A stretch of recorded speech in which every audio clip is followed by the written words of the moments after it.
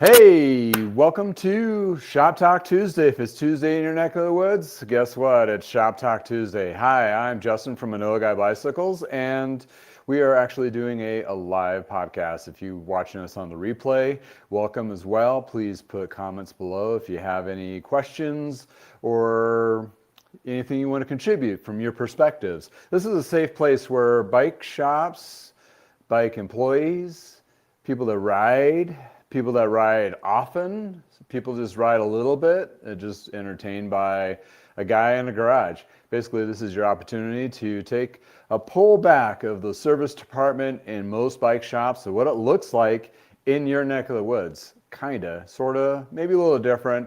All of us characters in the cycling industry are, well, you guessed it, pretty much full variety of characters. And yes, with that being said, I am one of those characters that have been around for a while. In any case, I want to give you an opportunity, either you're from a shop, work at a shop, own a shop, or what have you in between, in addition to those who either race novice to recreational riding, exercise a lot, or just thinking about getting into riding.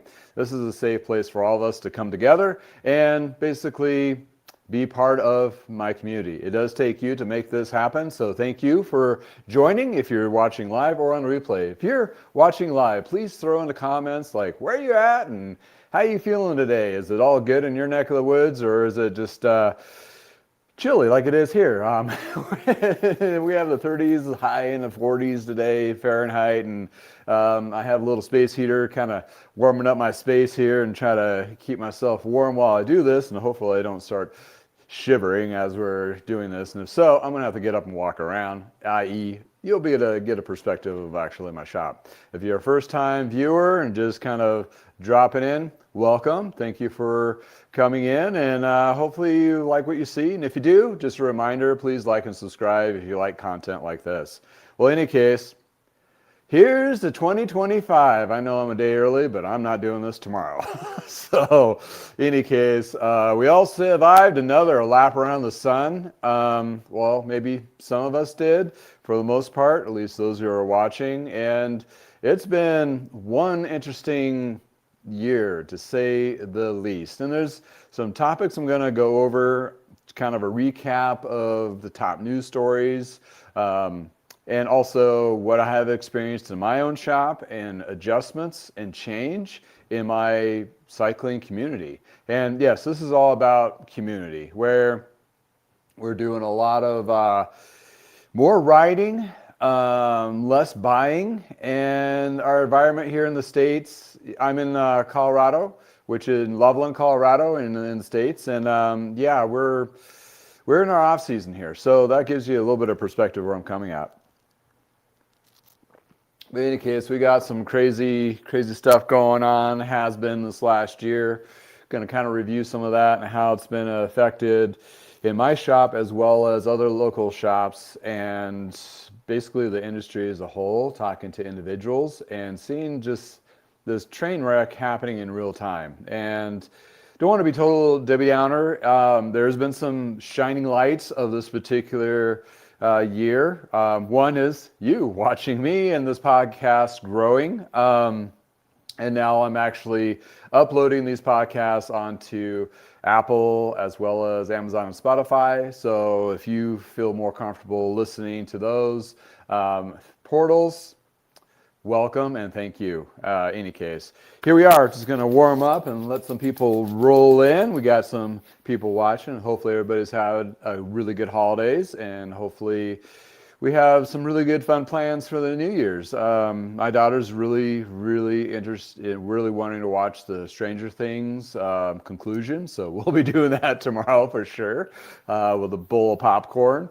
And you know, I'll be doing some tinkering, or I did some tinkering yesterday. It's a little different, a little bit, I'm going to say harder. It's just different because I have a 10-year-old, she's out of school, and you got 2.5 weeks of balancing her boredom after the holidays and trying to get things done. So I always got to remind myself I need to kind of just block off time, which I had this year, but even more so, just make sure, you know, you're spending family time. And that's, you know, as with your community, hopefully it'll warm up enough that we'll be do some riding. We've been getting into bowling a lot, which is kind of fitting for my last name being Bollinger. So bowling with the Bollingers. Yeah, that's a hint to the channel I just started just for fun. Because it's just fun. It's nice to do something, and actually that's a nice little segue, a side note. I've been in the cycling industry for so long that, and also riding and so forth, you don't want to get overwhelmed or burned out. And that's with anything, right? You get burned out, and especially if you're really passionate about it, you really, get into it, you do it, and all of a sudden you're like, wow, I'm burned out. And you don't have to go completely off the rails and totally shut her down and move on or what have you. Just find some other fun passion.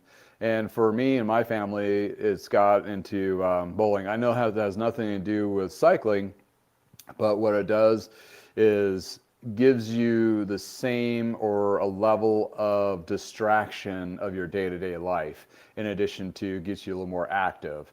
And what I've found for activity for individuals, especially in my community, where there's a pretty significant, not all, but a significant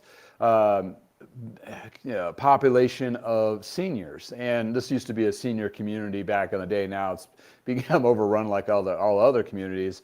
And the infrastructure on biking has definitely been a forefront, and something we've been putting into it, investing in the last 10, I'd say 20 years.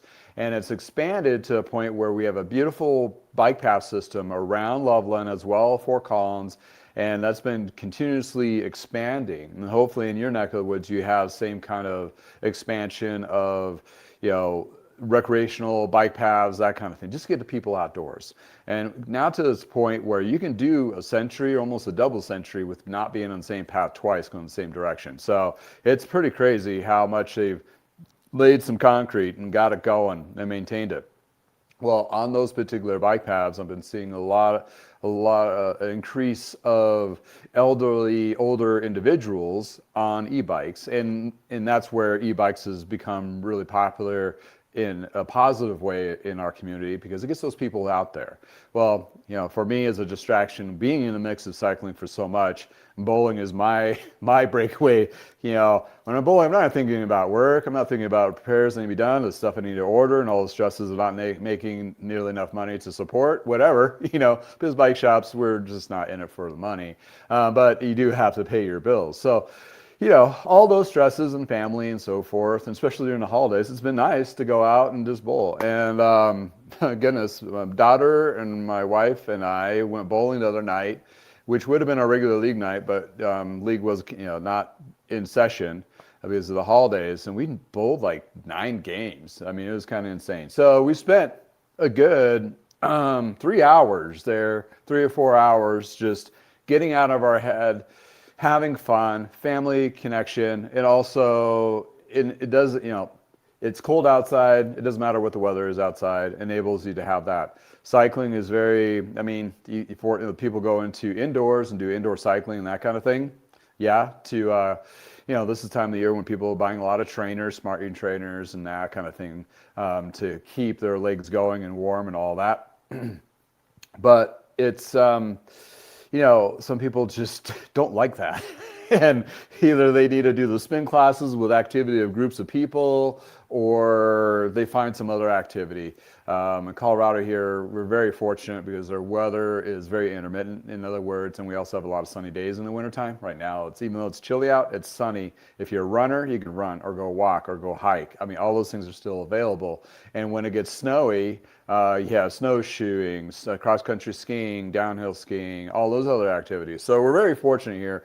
But that is a flip against the cycling community or cycling industry here, because when the first snow hits, your cycling season is over. It's done. So it's kind of interesting how that all works in a local micro market. But in any case, my business is also local, of course, but it does have a big component of national shipping, and with YouTube, international reach. So William, thank you. William Brown, 4403. Thank you for chiming in. Good morning to you too. Cold and windy in Maryland. Yeah, it's cold here, but not windy. At least the sun's out. So the walk with a dog, I can definitely see my breath carry. All right. Got I'm going to butcher this. Parashok. Thank you for joining. Vienna, Austria. Nice. Awesome. Thank you for joining. Boy, that's a new one on my list to check off. Not too bombing there. Cleaning the chain instead of riding. Yeah, doing a little indoor maintenance, kind of anticipation of doing some riding.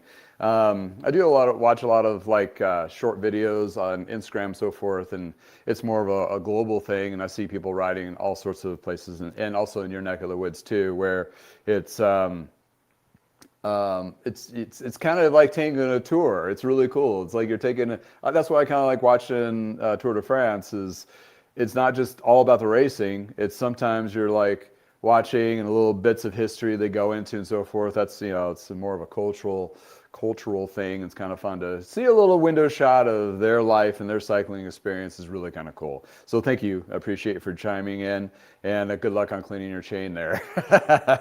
You're in a good place. Ooh, minus 19 degrees. Joe O Channel. He's up north in Canada where it's colder in here and probably seen a lot more snow. And you're going to head out soon for a run or a ride. Nice.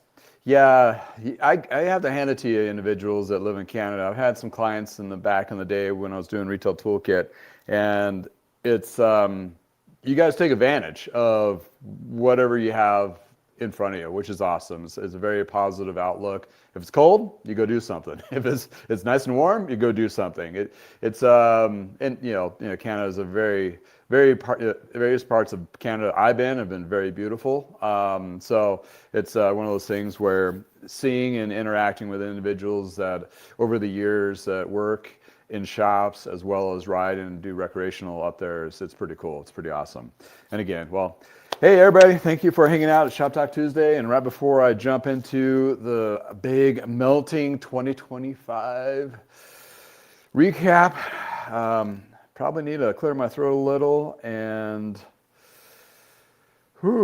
winter is my fourth favorite summer season. It'd be my fifth if there was a fifth season for me too. Great one, Joe. That's awesome. At least you have a positive. Like, it's my favorite, that's my fourth favorite. Could it be lower than that, right? That's awesome. Great. All right, let's see here.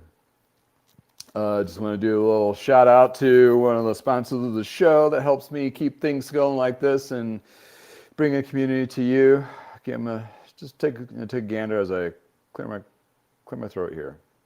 Bicycle Wheel Warehouse in California has an excellent selection of wheels to choose from. They're pre-built, or also you can have them custom built up to various sizes. You can reach out to them directly if you have something unique like the 650 wheel or a different style hub. Therefore, it makes it an excellent bike wheel set company that actually provides good wheel sets without breaking the bank. You will find them being very trusted and true. They really hold up under a lot of different riding conditions and so forth. It takes the standard old school wheel building practices and puts them in a better format. But in any case, this is a wheel set you'll be really love to have. It'll perform for you for a long period of time, and the quality and the attention to detail is superb. You'll find information about this company in the description below, with also my personal coupon code. I hope you find a good wheel set where it works for you. Whew. I got fuzzy all of a sudden. Okay, were you adjusting? Fuzzy. Yeah, if you need some wheels on your new old classic, new to you classic or what have you, I've had a couple wheel sets come through my shop from them, and they're pretty solid. Definitely stand behind it. That's kind of part of my going into 2026. We'll talk about that next week. But for right now, they're a pretty good partnership, pretty good crew, great wheel sets. In any case, so we're going to dive into 2025. It's been brutal. Needless to say, harder on some.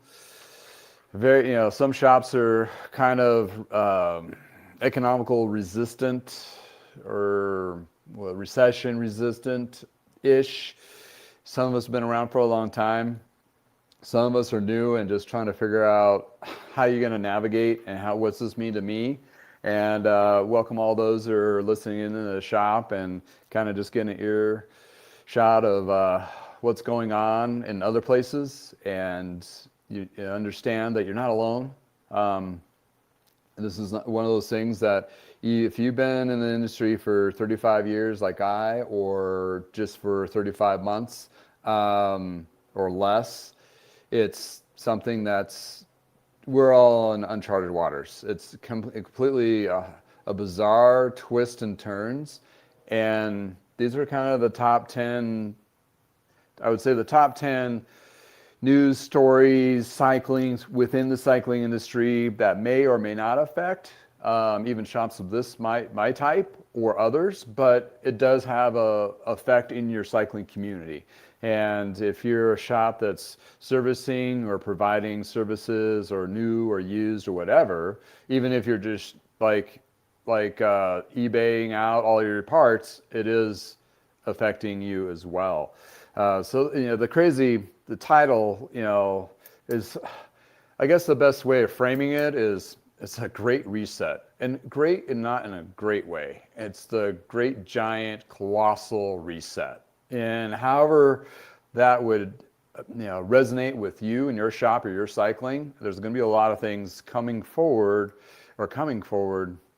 soon, and trickling. It's going to be one of those things where you may not notice it, but all of a sudden you have that weird hair on your face, and you're like, where'd this come from? And it's super long. It's kind of like that. After about 6 months, you're going to be like, what? If I took a snapshot between now and 6 months, it's going to be completely weird. 6 months ago, I wouldn't even known where I would be today and what I'm doing. I mean, I'm obviously doing the things that I want to do, but there's so many different little tweaks and changes, and some of it's been abrupt. Some of it has been kind of whiplash, needless to say, and some of it has been some good shiny lights out of it. So we're going to try to put a positive spin on some of these things.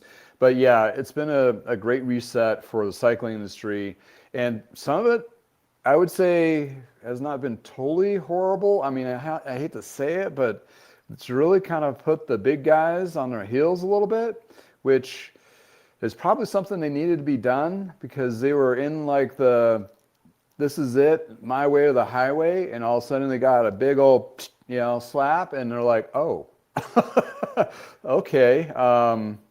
And they're still, I mean, obviously they're going to still keep their attitude. They're going to keep their, I guess I should not say attitude in a negative way. Maybe they're a positive, or their branding attitude. Let's just put it that way. But yes, this is all basically my opinion piece on these. I'm not going to, I specifically don't target out of vengeance or anger. I've had in the past with particular brands or whatever. It's really just a non-biased bird's eye view with my experiences intertwined with this. And yeah, we've had to face a lot of different crazy, different economical headwinds, different sectors of the cycling industry, and it affects a lot of us in a lot of different ways. Is that going to change? Yeah, one thing you could expect, one thing for sure, is change, definitely. However that's going to change, we have not a clue. Forecasting is almost out the window for most, if not all of us.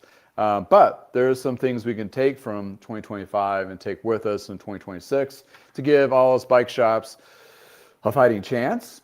And second, to help keep building our communities of cycling, and let opportunities for big corporations to, once it all resonates or settles or whatever analogy you want to use, finally, if they're still survive and haven't been acquisitioned or gone under, may have an opportunities of moving forward, and how those things are going to look for them and what they really need to focus on going forward. But this big slap, it was a pretty hard one for sure. And leading to that, the big slap definitely started with the big T word, not the big orange god and the White Castle. No, it's the tariffs that are coming out of there. Not to try to make it political, but the political portion of this has affected our industry in such vast ways, you cannot not talk about it.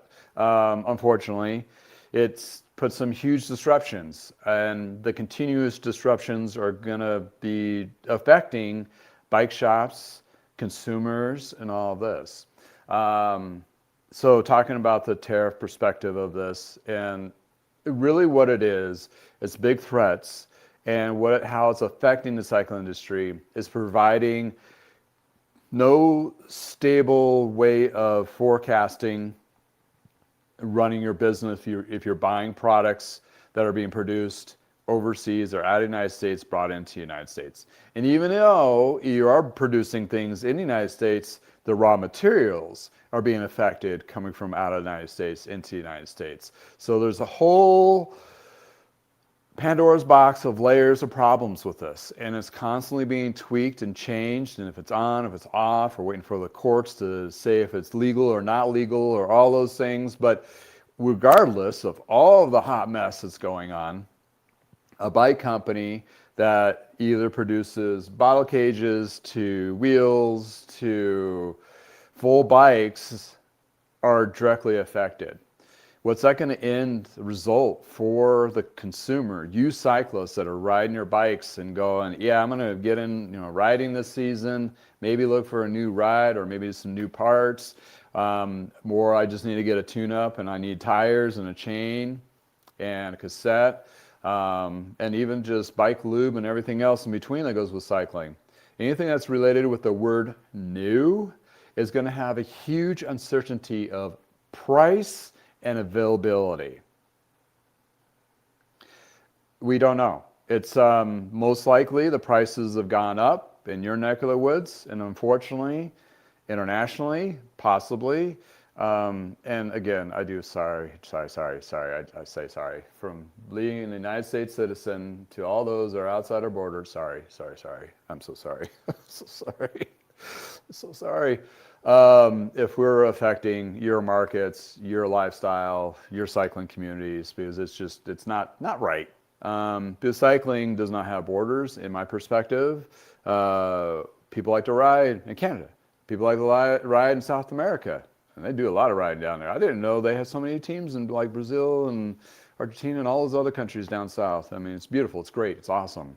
Then in Europe, of course, which that's the epicenter of cycling for decades and upon centuries of whenever the first bicycle was probably made there, right?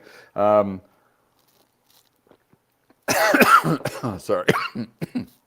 So these affected tariffs are affecting raw materials, location of where they're being built, and they're stacked. And we're still sorting the legality of it. It's unfortunately we're in a situation where they're throwing at the wall and they're like letting the system tell them they can't do it. So if you're not really sure what the heck is going on, that's about as simple as it is. They're throwing things at the wall and they're letting the legal system work out the details if it's legal or not. Therefore, we're in this huge disruption. Well, what has that done to our economical problem that we have? I mean, things have gone up, some things are starting to go down, but honestly, any scenarios like this over the last several decades, when a price goes up on a cycling or sporting goods product, they usually don't go down. It nudges that needle up and it stays there. So unfortunately, the companies are not, if they are or not, or going to, or have been paying for tariffs and all that, just the cost of getting the products into the United States, the prices have gone up, and they're going to probably stay up. Only fix on that is our salaries to go up. So that's a whole other perspective. I'm not an expert, but damn it, I watch enough news and becoming one, unfortunately, and probably not well informed, but that is one of the big painful hangers that we've had to deal with in 2025. What a result of that, and what's going to be the continued result of that is affecting our market is shifting a lot of people to look into the used market, which only 8% of the bike shops are, I think the last study was 8% of the bike shops are doing used bikes. That is absolutely going to change. I can tell you hands down, that is one of the golden opportunities for bike shops to shift gears from new to used, have a deeper margin, able to keep their staff busy, able to support that staff with the sales of those particular used products, either the bikes on the floor or selling online. I'm thinking about doing a video series on how to convert your bike shop from a new bike shop selling platform and how to integrate a used bike shop platform. Reason being is what I do for the last 5 years is solely used products, and therefore I have pretty much micro-labbed your success in my shop that you could scale in your shop if you have a bike shop.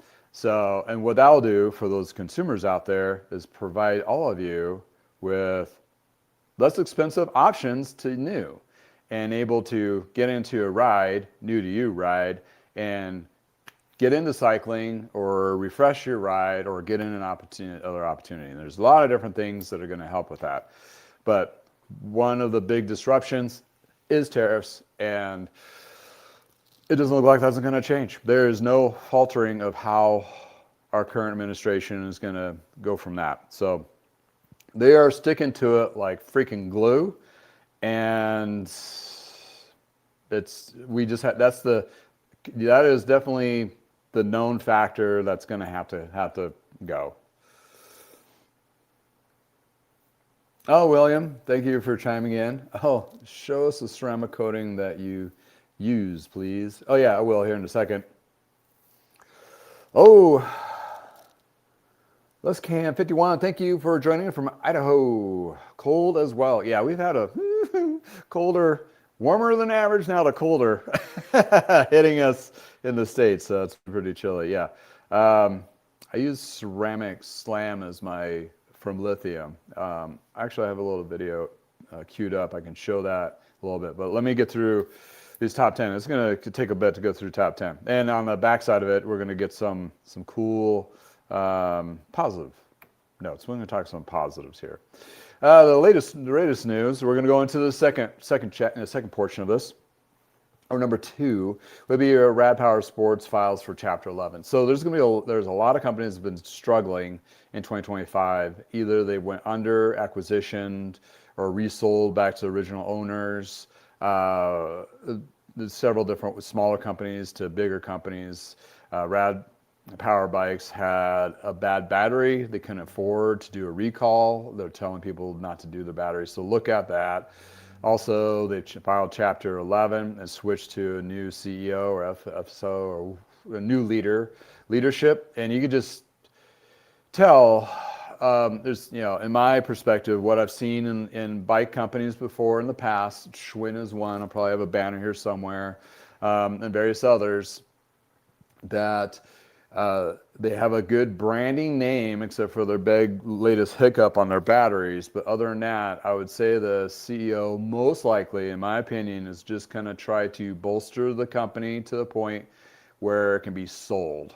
In other words, reorganize under Chapter 11, get their branding, get a line on another company to buy them outright. And then either for the name or for whatever.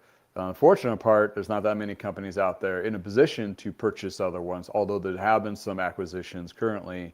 But that might be an opportunity for one of those other companies to absorb this one. I don't see it, in my opinion, that they're going to be able to dig out of this because there's a decline now on e-bike sales for a couple different reasons. One, they've been out for a while and started flooding a little bit of inventory. Second portion of this is basically the rebates within the United States. If you don't know, within my state, they had a pretty big rebate on e-bikes and also vehicles. The e-bikes will be, they did reduce last year, and this year going to in 2 days is going to be cut in half again.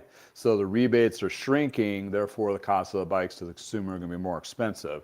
Even though Rad Power Bikes is more of the lower price point-ish of e-bikes out there, a lot of companies like Trek and Specialized and Giant and everybody else, Pedigo, that make e-bikes are going to try to bring those prices down a little bit if they can to offset the loss of the rebates and the hype of that.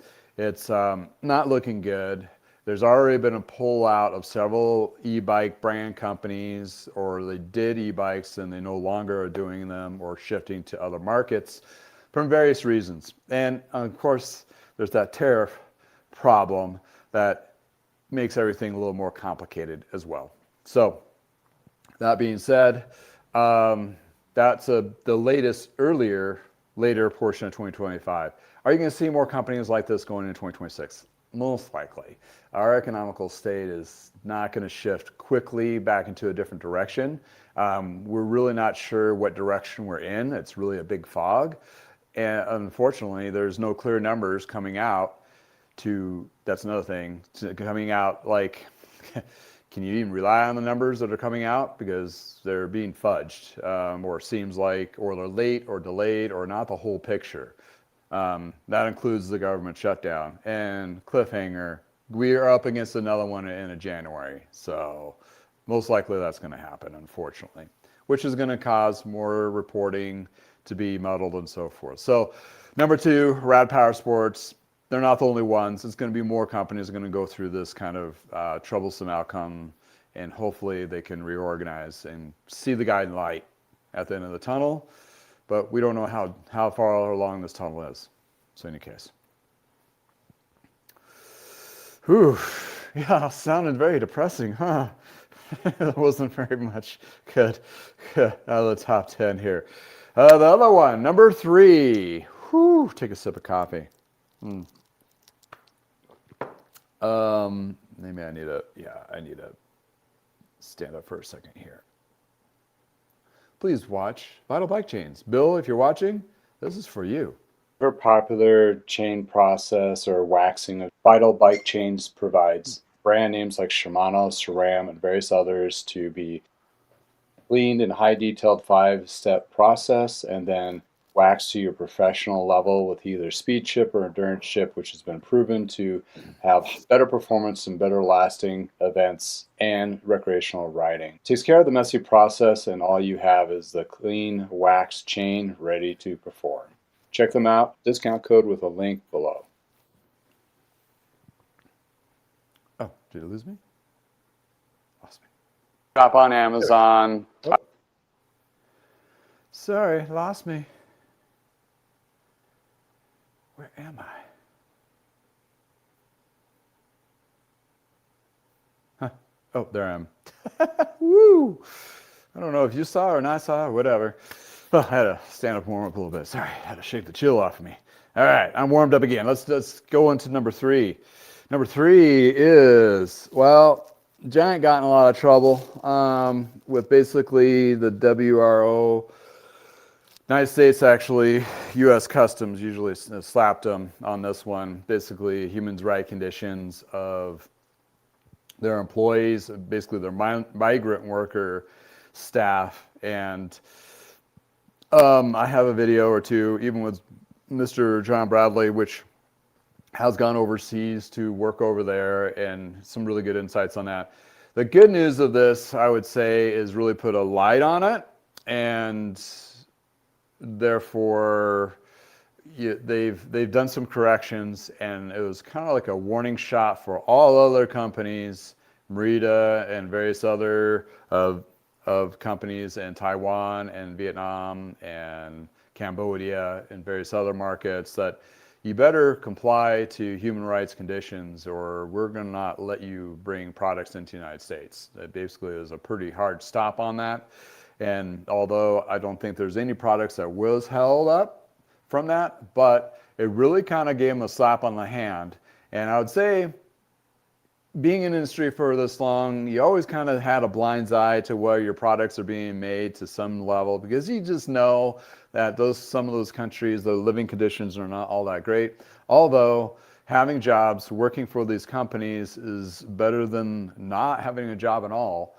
And you got to look at the human perspective of it. This is what actually is kind of given the opportunities for those to have a little bit better quality of life, not owning their debt to the company store. Therefore, we've had all those protections put in place for us in the United States, and that was a long time ago, but those same practices were being used and now need to be disbanded. So basically, hopefully it gives better conditions, better living quality conditions, and you're not working for a company, basically you're paying your debt. So, I mean, you shouldn't have a job to the company when you're, it shouldn't work that way. It's illegal, and it's a global legality, and it's something that it's actually, I'd say that's more like a shocker, eye-opener, made everybody think about it. And I implore companies like, obviously Giant, but Trek and Specialized and other brands that are big that buy a lot of products from various companies. I mean, Trek comes out with a impact sustainable report, and they're more concerned. That concerned report is about how economical impact of what's being made where and who's making it for them, and are they reducing emissions and waste and all that. That needs to be put into that report of where those products and materials are being made, what's the living conditions, or what's the staffing of those particular companies, and are they complying with international law that they've signed to basically be given, human rights to, giving rights to those worker rights, that kind of thing. So, any case, that was a pretty interesting topic, and it's kind of hard to discuss when, like, you're getting stuff from a country and you're like, no, you hope it's not slave labor, but it's almost impossible to think there isn't not any kind of shady stuff going on. It's business; they're in for profit, but yet this puts a shining light on that particular painful part, which I think it actually was more of a positive thing. Hopefully the outcome is more obviously the outcome is going to be a little more positive, since there's going to be inspections on that kind of thing. So in any case, but yeah, that was pretty interesting for sure. Absolutely. All right, the other one, on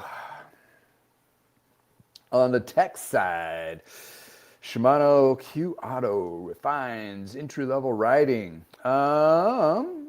Yeah, Shimano's coming out with some new products that are bringing prices down on some of the products, especially the e-bike or the electric shifting portion of it. So that's interesting. As well as some other products got released, like the 13 speed from Campagnolo. So looking at 2025, there's some companies have released some new products. Specialized has a newer road bike, I believe, and Trek came out with a Checkout gravel full suspension, although they may have not produced a lot, or they were not least introduced into the United States as many units because of, you guessed it. But anyway, the scenario is when big companies, they always have R&D and they have new stuff on the line coming out and so forth, and they sometimes hold it to where they need something new to get people excited about getting this, getting the new bike or something, new shifting on the newer bikes and accommodating all that. That's always been the case. And you'll see more innovations and so forth of trying to get people to buy something new, because that's what they produce is new. Trek and Specialized, they really can't shift gears and just start selling used, although they could, I guess, if they really thought about it. They could take advantage of it. They are, well, Trek especially set up for it, but they're just kind of blindsided to it. But, it's one of those situations where that's where they have probably the fastest, easiest impact of sales increase in the market. The biggest one, and I remember this in business class back in the 80s in high school. What was the biggest thing in the 80s? One of the biggest marketing campaign. If you're old enough, you remember. Remember New Coke? Tasted like crap. New Coke, right? That had the biggest insurgence of sales in its time per percentage per capita. I mean, the numbers wouldn't translate to the numbers of the day because the population and all that are people buying, but the percentage increase was massive. So therefore, a lot of these companies are going to see what in 2026 they can bring out that would possibly give the shops something new that people will be drawn to come into the shops and check out and possibly buy. So that's just kind of the change. They're going to be pushing that because right now they can't just, the volume of sales are going down. So they have to bring something in to jazz people up to hopefully buy new. I don't know if they have any levers left, but they're working on it for sure. So number 5, which is related to number 2, the collapse of the e-bike company, electric company, bicycle companies are just degrading. This is based off the California one that closed, but you're talking about the actual, that company collapsed, but there's going to be several other ones. That one was an electrical bicycle company in California. Did chapter 11 or chapter 7 bankruptcy, basically, in and done. Also saw this with a white label carbon wheel company, which some people in the industry, Chris King and various others, picked up and tried to we'll take care of the warranties and so forth. So that's just another disruption. It's kind of like one of those things where some of these companies, they have a lot of successes and they get ahead of themselves, think this is going to keep going, and then it crashes underneath them. So even if it's a downturn dip, that's how volatile their business model was to begin with. Peloton, if you've probably known of Peloton, has gone through some of those dips, and COVID basically saved them because they were on a train wreck to bankruptcy and liquidation before that hit. And now they're trying to redo their branding and so forth, but yet they're still having problems. So yeah, the e-bike industry is kind of taking a small dip. Number 6, more brands are going straight to, you guessed it, Amazon. Amazon is selling Canyon bikes and various other, you've seen a whole bunch of other products from Park Tools to polishes, from Atoms, from Lithium, everything under the sun. Amazon is, for the United States for sure, the epicenter of selling stuff and getting it fast. And that was really bred and conditioned through the COVID. So that there lies a lot more companies. You may see some other brands, bigger brands, hit there. There's been rumors, I never seen anything for sure, but if Canyon's doing it, they've been a leader in a lot of different direct-to-consumer pieces of it. That's what got Trek and Specialized to do direct-to-consumer. And therefore, since they're going to Amazon, will you find a Trek and Specialized on Amazon? Nothing anytime soon. That's a pretty big switch to flip for them. Plus, because they have dealers to deal with, the backlash on that would be just not good. Canyon doesn't have their own retail locations either, like Trek and Specialized do. So, and Pond Holding. So I don't know if you're going to see those 3 go so quickly. Although they're already selling direct to consumer through their own portals, so it's not splitting hairs really, quite honestly. Any case. So that's the 6th big topic. Number 7 in U.S. imports plummets 24%. This is a report that finally came out, and still numbers are not super clear. Maybe it is clear, but between 23 and 24 to 25, we're down 24% of what's coming in the United States that's new products in the cycling industry. It's huge.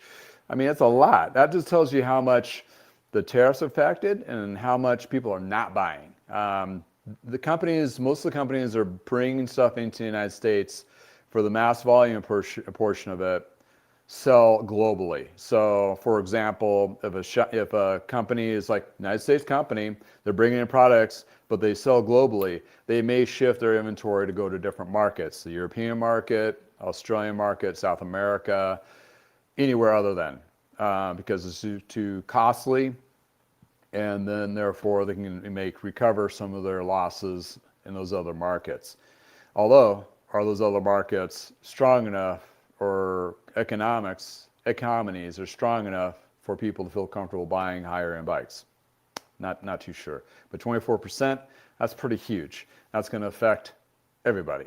And also production of newer bikes coming in. So what you've seen, and on that note, is a lot of these companies, when they're making forecasts and so forth, like, for example, if they're making forecasts for bikes to be built, the numbers that they're looking at today compared to the last 6 months to 3 years, seeing what the projection would be of bringing in bikes into the United States to fill those warehouses, if they're continuously going lower than 24%, being more reserved, you're going to find within the next 6 months to a year, when those go to production, contract, and shipped and gone through customs, it's going to be basically, you're looking at September, October. Okay. When that flux of change, all of a sudden you're going to get shortages, because or you may not have a shortage. It just going to, people are not buying anything. Are we still not going to be buying anything in 9 months from now? Probably not. If things continue to be the same than what they are now, it's our new norm. So therefore, hopefully consumables will come in, like chains, cables, housing, brake pads, bar tape, saddles, some clothing, those kinds of things will come in, but they'll be coming in with a higher price. So that's what we're going to be looking at going forward into the second part of next year, and it's going to be painful by that six month shot, for sure. Anyway, I need to take a break this and shout out to those who are in the chat. Awesome. All right. Real MTB addict. Nice. Whoa. Hell yeah. Nuts, right? Thank you for joining. Colorado classified location. Yeah. Used market here is great. Apparently Giant wants to move their headquarters to Boulder. And there's some positives of that, but listening to other industry insights individuals, they think that was really a dumb move. Like, there's other places they could have moved to. I disagree, because I live in Colorado. Colorado's a great place. But other than that, take my biases aside. Yeah, it's, maybe, I don't know, what's really draw them here. Maybe connections, maybe, I don't know. It's a great place to live. Maybe they were filling the spot where Specialized moved out. I don't know.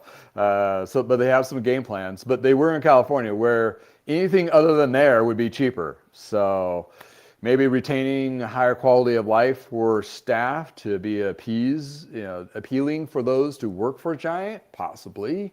Boulder in itself is pretty expensive, but there's other places around that are less expensive to live. Most people commute to Boulder, per se. So it's one of those little, and it's not too hard to drive there either. Commuting is not too terrible. Not like it is on the East Coast. You take 2 hours to get somewhere, that kind of thing. But anyway, side rabbit hole soapbox there. Sorry, Susan. Thank you for chiming in.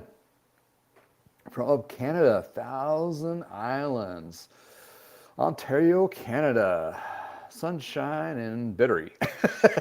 Bittery cold. Yeah, you guys got some cold. You keep it up there, please. Please don't share. It's chilly. We're doing a little bit of cold, but not the Canadian cold. So hopefully you keep warm, and hope it's sunny enough to get out and do some light recreation. That kind of thing, for sure. Absolutely. So yeah, 2025 has been nuts. We knew that after the results of not this November, but November before. We knew it was going to be weird, but we didn't know how weird it was going to get. And I do apologize. Sorry. And unfortunately, a majority of the cycling industry news and topics is related to what happened in our administration. So it's painful. It shouldn't be that way, but that's what it is. Regardless if you're right, left, or center, or nowhere in between, it's affecting you one way or another. So after the plummeting market at number 7, going to number 8. Number 8 is Campagnolo restructures amid financial losses. Although they brought out a 13 speed to get hype, then they're in a situation where they got to cut a whole bunch of people and reorganize. Yeah, regardless of what they're doing as promotion and products and so forth as a company, but you can't have an anchor that's drawing the company downward trend. This is something that was probably, something that was going to have to happen. And that it just came to a head where the competition is very fierce with them now with SRAM and also Shimano. Back in the day, it was only Campagnolo and Shimano were the two huge competitors, and then there was Sachs and then a couple others. Now the field is completely different now, and Campagnolo is mostly in the road market stuff, and that's like a smaller niche to the whole cycling realm. I don't think you'll see any e-bike componentry made by Campagnolo like for electric assist. Electric is shifting, e-shifting, yes, they have that. Looks pretty slick. It'd be really cool to check out. But they've been known though as the company that pushes the envelope. Like they're the ones that came up with 10 speed before Shimano, and the stuff actually worked pretty good. And then Shimano took its time and generated their own 10 speed systems. And also, the shifting style and all that. I mean, it's been a very good componentry group, typically pretty expensive. Even the lower end stuff has always been a notch higher as in costs, especially on new. But looking in the used market, some of their cool, some of their stuff is rebuildable, easier to work on for those that are versed into Campagnolo componentry.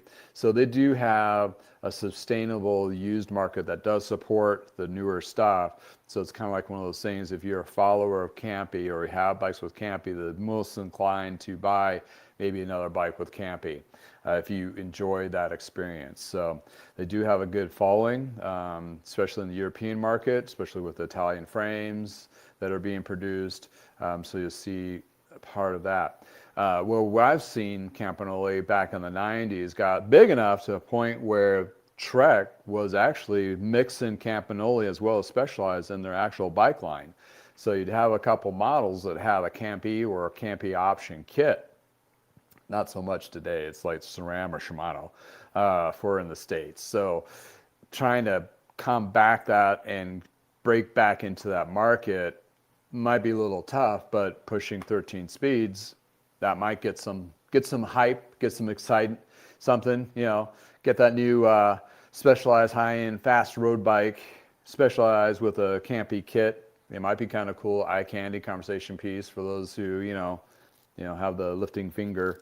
I can't afford it. And then those who can afford it, they're not affected by the economy, regardless, because they have some more dollars and cents. So that's kind of how that works. But in any case, restructuring. Hopefully, the restructuring will make them healthier going forward. So when all of us get through what's going to be happening for the next couple of years, and yes, I did say that it's not just going to be a quick recovery. Unless there's something that's unforeseen, most likely it's going to be a slow crawl dig. And that's just going to make a lot of companies become more refined, as in Campagnolo, restructuring, so forth. We've seen a whole bunch of it already, and I think it's going to continue to do so. But here's the Campagnolo. Best of luck to them. I mean, hopefully they can, dig out and go forward and bring some cool products to the market. Because I think there definitely needs to be competition between Shimano and SRAM to make them either be better, the componentry, do better, and also at the end of the day, you get better quality product mixes from all three companies for competition and drives the price down a little bit, hopefully. That's going to be really needed, for sure. Really needed. Go back to the chat here for a second to warm up. Oh, Susan, you're like, oh, it's cold. Yeah, the older you get, the more you feel it. I used to laugh at the cold until it hit 40, negative 40, but now negative 20 is nasty. I don't think it's just us getting older. Maybe it is. Yeah, it is. I want to complain, and it's like, nope, it's just getting worse. It's not me whatsoever, or us that are getting age. Yeah, we spent a couple days in New York City. Lovely, beautiful city. Checked it out first time, Times Square and all that. I took my daughters for a golden birthday, and we had a blast. But it was like in the Fahrenheit in the 30s, high and with humidity, and boy, that was bone chilling. It really did slow our roll. And here in Colorado, it's arid, which means it's dry air. So even though it's cold, it's not that bad compared to that, but still, it's pretty chilly. Jeff Miller, Centennial, thank you for chiming in. Appreciate it. Thank you for hanging out on the Shop Talk Tuesday. And today we're going over the top 10 news cycles of 2025. And we're getting almost to the end, so we can start working on more positive things, or talking about more positive things. Yeah, stop writing at negative 10. And that's Celsius for you. For me, 40s Fahrenheit is about the lowest I'll go anymore. I used to do lower than that. It's harder for me to breathe and all those things. My body, I have less nerve endings now, so I don't feel the cold as much. But there's a risk of frostbite with wind chill, so I don't go below 30 anymore. It's just not fun. And cycling for me, I like it to be fun. I'm at that age. I want to enjoy riding. I'm not training for anything. I'm in for the long marathon of life, right? I'm just being active, however that is. But yeah, if I have a nice afternoon that gets warm around 2, I'll jump on the bike and go for a quick one, and try to stretch those legs out and that kind of thing and warm up. In any case. All right, we're almost done with the top 10 of terrible news of 2025. Number 9, CPSC proposes strict new battery regulations. Well, I think that needs to be done, because case in point of Rad Power bringing in bikes in the United States with battery issues and not able to afford the recall on them. Something needs to be done. And when you're talking about people losing their homes because they bought a bike, it's not great. And it goes back to the day of those scooters. Remember those scooters, the 2-wheel things that people would ride and put them into the Christmas. I don't know how many Christmas trees was caught on fire that year. So regulations with anything that can cause a fire or damage, definitely a positive that needs to be done. Case in point, back to New York. When we were walking around, I think maybe I saw one manual bike. Everybody was on e-bikes. Even the pedagogue bikes were e-bikes. These guys were everything's charged there. And I can see all these reports, you see, hear these reports big arrests or e-bike issues or batteries or issues, compliance or whatever, going off in the air. It's like, what? It didn't resonate until I actually was there walking around. How many people were on e-bikes? It was just amazing. Just a massive amount. All the carriers now, they're running around delivering packages or whatever, food and whatever, all on e-bikes. The pedagogue ones I mentioned are electrified. They all had lights and stuff. Oh, they're really kind of cool. I should have took more pictures of those. But it was so cold, I don't think my hands would have gotten a very clear picture. But it was really interesting. Pretty cool experience. But I can see going back to issues with that brand as well as others. One of the big things, and it's not on this list, is the death of de minimis. What that was, you can sell stuff under, I think, 800, into the United States without going through customs, just direct from whatever country to your front door, United States. That brought in a whole bunch of really shady products that was not being checked for anything, including super inexpensive e-bikes where you can never get parts for. They're probably not designed to be anything safe, and they're flooded in the market. I think that was probably a good thing because you don't want anything coming in with lead paint or toxins or anything like that that would be stopped at customs if they were produced with that products. And also the regulations on the batteries. So the thing is this is not going to hurt the companies that are already, probably most likely not going to affect the companies that are already doing their due diligence on battery safety.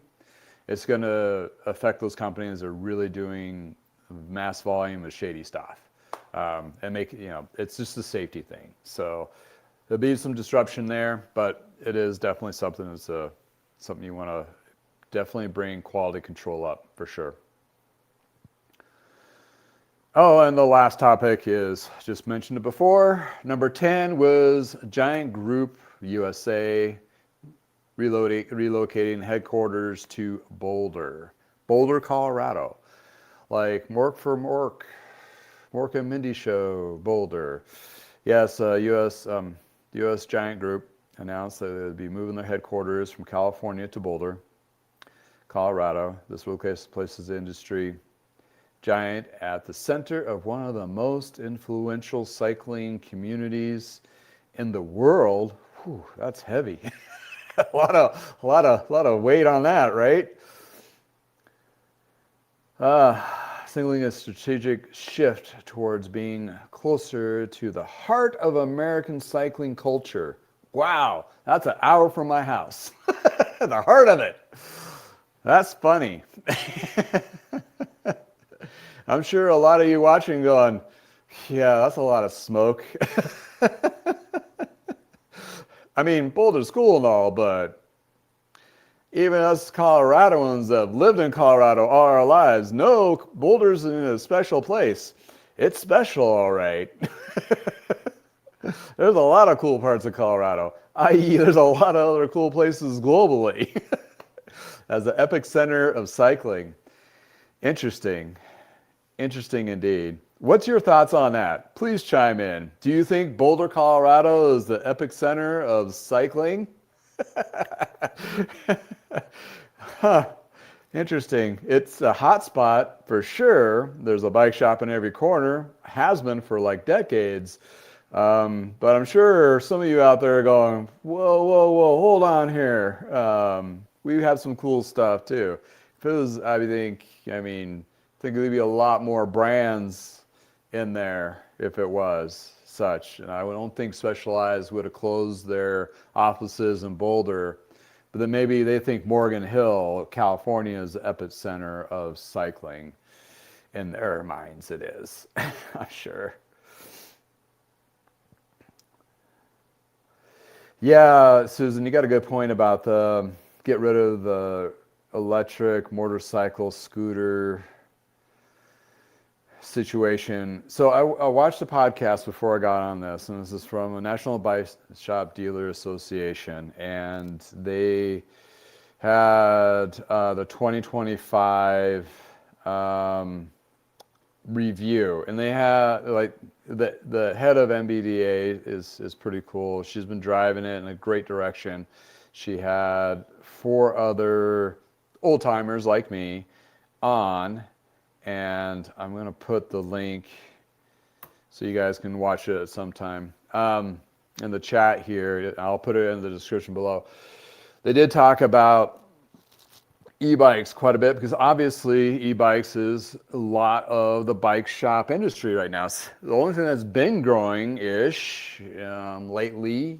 It still has potential, but there's a lot of safety concerns of it. And going back to your case in point, here in the United States, it's really kind of fuzzy, and anything over 20 miles per hour speed-wise is considered a electrified motorcycle. It's a electrified vehicle. They shouldn't be on bike paths. Bike paths here is a point. I see signs saying speed limit at 15 miles per hour, and it should be less in some areas because of people are jogging, walking their dogs, and whatever with kids.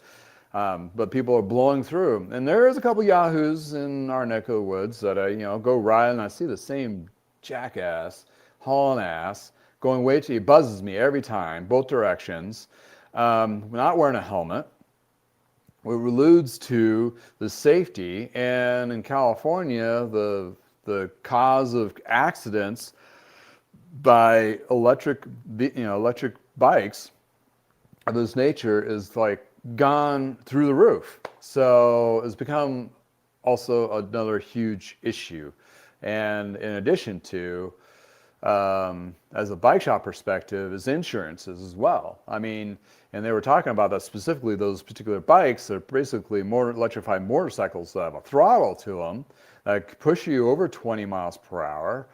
You give little Timmy, a 12-year-old, one of those in a neighborhood, it doesn't matter if he's wearing a helmet or not, sure hell, he's going to cream himself somewhere, somehow, either with a car, unfortunately not, or a side of a house or something like that. It's just, there's no training. I mean, hell, to drive a vehicle, you have to have a license. In other words, you have to study and take classes and all of this stuff. You're giving somebody an electric motorcycle hauling butt on local roads, not really knowing all the rules, going to get themselves pasted. So there's a huge problem here just on the ecosystem of electric bikes. Not saying that they're all bad. I'm just saying the throttle ones that go over a certain mile per hour is an issue that needs to be looked into, either by licensing or restrictions or something. It shouldn't be all responsible on the bike shop's shoulders because we're retailers. We're trying to sell stuff. If somebody, that's a hot item and they're going to want to buy it, it's one of those things. I mean, yeah, you have your moral ones, and there's some shops that only work on them or whatever, or sell them. But they're still going to get out there, and even through direct consumer. That's another problem too. So you buy e-bike off of Amazon, and it's a throttle. And I have talked my neighbors out of this. I'm like, oh, we're thinking about getting e-bikes for the boys. I'm like, no. They have, well, number one, too much energy. They need their me power to wear those little boogers out. And second, that's too dangerous. And the mom's like, oh yeah, you got a point. It only takes a second. Like, think about it for a second. I know you want to give them everything you want, like they want, and maybe more, because they're kids. You're kids. You want to give them the best experience possible, but my goodness, do you want to get them, it's too dangerous, that kind of thing. But in any case, I mean, that's where I look at that there's some problematic issues with that for sure. But in any case, take a little small break here.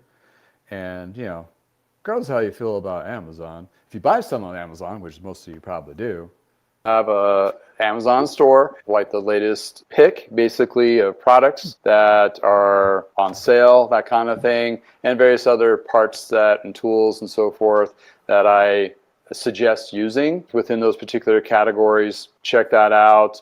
Go through, and even if you don't buy the product that I suggest and you find something else that fits your needs better or your grocery list or whatever you end up buying, I get a little kick. So that's a good opportunity for you to get something and I get something that helps support me doing what I'm doing.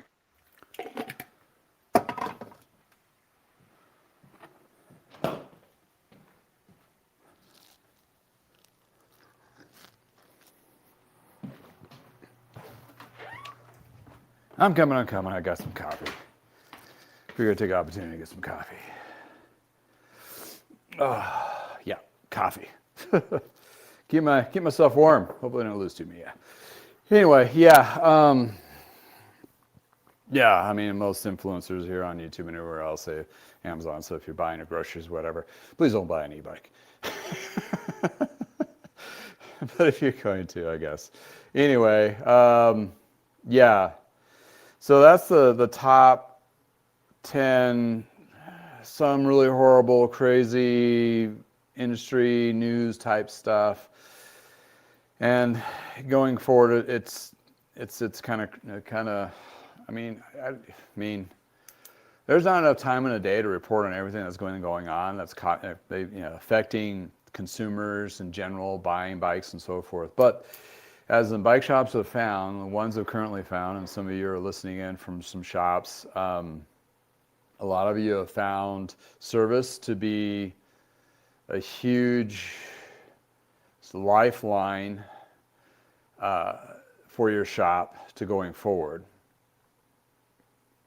And that being said, that lifeline is really, kind of reinsurged the heart and soul of the cycling bike shop, because a lot of shops started off, if not mostly a service center, and then sold bikes, or they may have had one or two lines that sold bikes. And that changed quite a bit from the 80s and the 90s to now. Now they have showrooms like car dealerships, and then you have bike shops like mine, which are just service centers-ish. And that's been a huge lifeline for a lot of shops. Well, the problem with that, unfortunately, is for on the back end, they have to train their own staff or find old relics like me to work for not very much to help cultivate the new bike generation of mechanics. There's a few locations that still have schools, but they're very far and few in between. And the big one that used to be around was called Barnett's, which was purchased by QBP and then liquidated. That was in Colorado Springs, where it was. And even though however your opinion was of their training, at least it was something versus nothing for somebody who wanted to get into the cycling industry. But I think there's more opportunities now than there was back when those schools were available, which is kind of an interesting twist, because you have more shops that they are corporate owned, or bigger shops possibly, that are providing livable wages with benefits and 401k and paid vacation and all that stuff now than he did ever before. Performance had that when they were in play with shops, but now that's been replaced and quadrupled by Trek specialized corporate owned stores, as well as, Pond Holding only has a few. But, they have a new director of their retail portion of it. And this person is interviewed and worked with MBDA. And just the sheer position and the person in that position would make you think that they are anticipating a bigger play.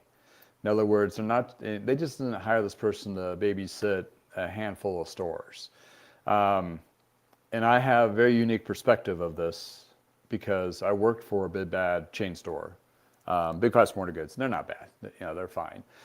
But they are a sporting good chain in California based that goes over even to Colorado. So they're in like 10 states or something like that. And they had over 400, now probably 500 locations. So knowing how the eco-structure was for them of opening stores and so forth was, when Trek started this, buying up stores, I knew exactly what they were doing. This is, they didn't do it well right out of the gate, but they adjusted and they're doing a lot better now, what they're doing. But the first, I would say first 100 acquisitions were probably rough. Now it's a little more streamlined, and they closed quite a few because that was part of the business play, kind of like how Blockbuster did their thing. If you don't know what Blockbuster is a video store. And they dominated the market, and then they closed stores when they needed to because they're like, oh, it's saturated, we'll just cut a couple stores here and there. Okay, so that's disruptive though for the cycling communities. One is entertainment. That's Blockbuster. Bike shops do a lot more than provide entertainment.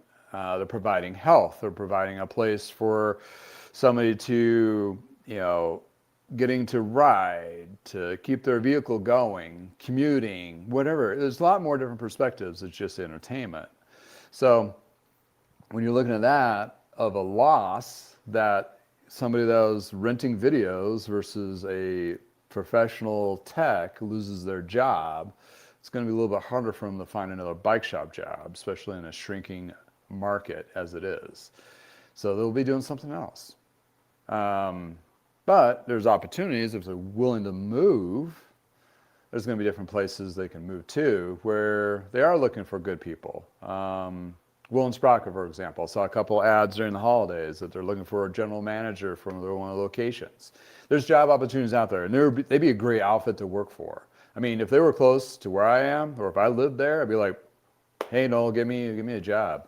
I'll do anything for you. That's the kind of company, family business I would resonate with, I have resonated with over the years. So what I'm talking about, though, is the shrinking of the mechanics, and there's not really a portal for new mechanics to come up and have fill in those positions. Well, right now, it's probably not so much of a shortage because there's shrinking. Bike shops are going under and what have you. But there's going to be a time where the sales start going back up again, and people are wanting to buy new. And then that case in point, you're going to have, some of those shops are going to look lessly favorable to the service departments because they're making easier money selling just new stuff.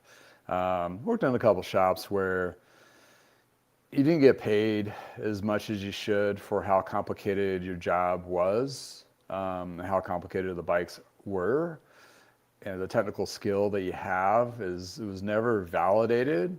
Now it's getting closer to being more validated in some places, and that is unfortunately in the corporate stores.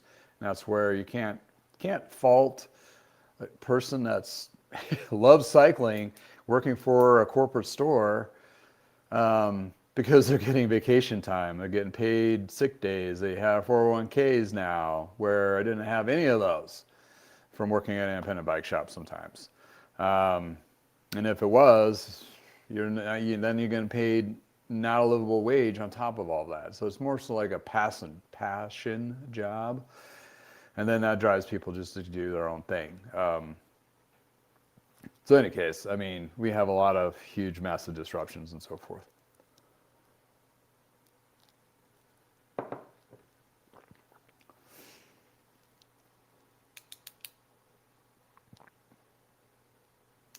Yeah, you got it right. A good point there, Susan. But yeah, but the social media portion, I mean, it's like, if you can't beat them, I wish. But in any case, yeah, you're right. I mean, I've vet other directions for sure. But yeah, it's been interesting for me. Now, let's kind of recap what I've been doing. I mean, I started doing this by just refurbishing road bikes for people to get into road riding without having to pay over $1,000 for a bike, and something that's been fine-tuned and fitted to them. Fitted. That's a weird word, right? In a lot of cycling circles. So that worked really well, especially when COVID hit, and worked really well for a couple of years after that. What has shifted for me is full bikes, even in the used market, they're not selling very well. Some sell pretty quick, but it's a gamble. It's more you're playing roulette, not necessarily a solid thing. So for me, for economical reasons, for money going in the door and keeping the lights on, is shifting to more service and more refined service, which has been working fairly well, knock on wood. That'll continue, and I've had some really good customers, multiple bikes, and they have me do the lead service and stuff like that for them, which is awesome. I love them, and it's great. I don't need a lot of customers. I just need, I'm like quality customers, quality community, And it's working out. That's been working out really well. And I continue to hope to build upon that. And that's not really hard to do in my environment. You'd think like, oh, you're in Colorado. There's like bike shops all over the place. How do you compete? It's like there's not enough of us to flood the market.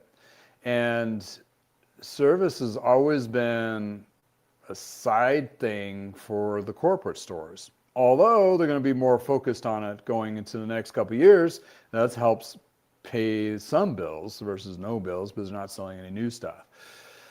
So like the Trek and the Specialized and the Pond stores are going to be focusing a little bit more on service and trying to do that volume. But yet they're not going to have deep staff. So there eludes some other shops that I've talked to where I thought their service would have blown up, which really hasn't, which was kind of concerning because they're just relying more on the e-bike sales. Well, that's going to dry up. So what are you going to do? So service is where they're going to focus. Is it going to cut into what I'm doing? Not really, because I'm kind of like, I'm not a generic service department, like not like a Jiffy Lube for, getting your oil changed kind of thing. It's more high detailing, high performance type deal. And it's not, my prices are cheaper, but I'm not really coining to be cheaper. It's just my running costs are cheaper, but that's going to go up. All shops labor is going to go up to help support the costs of labor, of technical skill, training, and all those things for sure, which is good. But it's going to cost the consumer a little bit more, have their bikes tuned up and so forth. So they're going to be, if you're if you're a consumer watching this January, February, that's when a lot of, off season, depending on your neck of the woods, that's where you can take advantage of those discounts on tune-ups and also get a high quality tune-up as well. So it's not a volume thing. It's a high quality leftover mechanics from the season, and they're slower, so they're going to spend more time to working on your stuff. They're under less stress, and you get a little bit of discount. So it's a win-win. I.e., same here. I'm still getting appointments going out through January, and not as further as was at the tail end of the season, but that's fine. But they're for me, for a business, I can still pull some levers like, oh, well, I can take 25% off or whatever, if I need be to do so. And, that's kind of my business model, but I don't heavily rely solely only on service. So therefore, and I don't sell new. What do I sell? I sell used. I sell used bike parts, and the bike sales for bikes have gone down. What do I sell? I sell bike frames, wheels, shifters, derailleurs, that kind of thing. That's a twofold. Number one, I'm providing good quality used parts for those other mechanics out there trying to fix a bike that's older, or those who are riding bikes that want to fix up their vintage 2005 bike, or a Trek 5200, or whatever, and be able to match the parts to that and have a good chance of getting that older ride to ride like new. So then providing that service and some frames. Some people want to do a complete custom build out, so they can do this particular bike frame and do what they want to do with it. Or their bike cracked and they need to swap all their parts out, whatever the case may be. There is opportunity there. For me, it's pretty good, because let's say you buy a bike for $400 for used, and you clean up the frame and the wheels, and let's say it's a couple of things you just can't resell because it's damaged or whatever, but maybe you can get majority of your costs out of it by just selling the frame and fork, and then the parts on it is going to carry the rest with a 50% margin. So you end up total selling everything out. Once it sells everything out, you're at 800. Okay, business 101, that's great. You made Keystone. 50 to 55% margin. That's where, on average, where a lot of bike shops are making on their used bikes and parts. So if you do your buying correctly, very fine-tuned. I just don't buy anything under the sun. That's just not my business model. I'm very precise, knowing on some things that in my cycling community or culture, whoever's following me on either eBay or my website or whatever, is going to be looking for specific, types of bikes. So, case in point, you take a bike, you find a good price on it, and you can get more than just 50% off of that. You can get maybe 3 times more of that. Maybe you can get, spend $200 and you get $800 out of it. Therefore, you're getting way more margin than you would on any new bike. And yes, it takes a little more labor, but that labor department that you have, that service center that you have in the back room where guys like me are chilling in the back, or could easily clean up. It's basically a tune-up, but you're not finishing the tune. You're just strip the bike down, clean all the parts, touch up everything, make sure everything is working, right to the point where you can put everything back on. That's where you stop, and then those parts, frame, wheels, shifters, brake pads, not brake pads, even cassettes that are still in good condition can be resold. Saddles, niche, more higher end stuff. Sometimes we'll just take the saddles off. This is high end. I know I can make $50 off the saddle or $20 off the saddle, or whatever, right? So keep that in mind. And this is more talking to the bike shop people that are not diving into used, but you should really look about it. Now I probably think I need to do a series of how I got into it, how I'm doing it, and where you can see the shining light of that, and how you can be as a business owner and understand the dynamics of how you can really leverage your current staff to make a better profit. Therefore, you can, number one, secure their employment, and second, give them raises by March when it comes into the raise season valuation, March, April, which is typically what you'd see here, versus, oh, I can't give you any more money, and if anything, I have to give you less hours. Retention of good people is always the name of the game in cycling industry because they're hard to come by. Good people with good skill sets are pretty much impossible sometimes to find, especially when you need them. So, therefore, you can really leverage the used part. And this is like a secret sauce, but it's really not that secret. But there's a flow you can do in any business model, bike shop, to leverage and shift gears and make a significant better margins on products that we already have here in your local communities versus waiting for some price increase on some Continental tires or SRAM chain or Shimano cassettes, which are going to cost you 20 to 30% more than they were a year before. And guess what? The bike shop is not making that margin percentage increase. If anything, their margin is going to be less, but they're going to have to charge more, which is very painful. And then you have some Yahoo on Amazon or eBay selling some chains over a couple bucks over your costs leveraging QBP's direct to consumer portal. You know who I'm talking about. There's several of them out there, and it's just like you took Performance Bike back in the day, which was everybody's bike shop's nemesis. Like, these guys are horrible. They destroy us. And Ash Bar and Supergo and all those fancy names back in the day, direct to consumer. Well, guess what? Now there's hundreds of them. How do you compete against that? Service. You're servicing somebody when you're giving them a used product to be able to buy. You're servicing them if you give them a used derailleur or wheel set that's still in good condition. You're servicing them if you can sell them a bike that's used but it's new to them and it works great.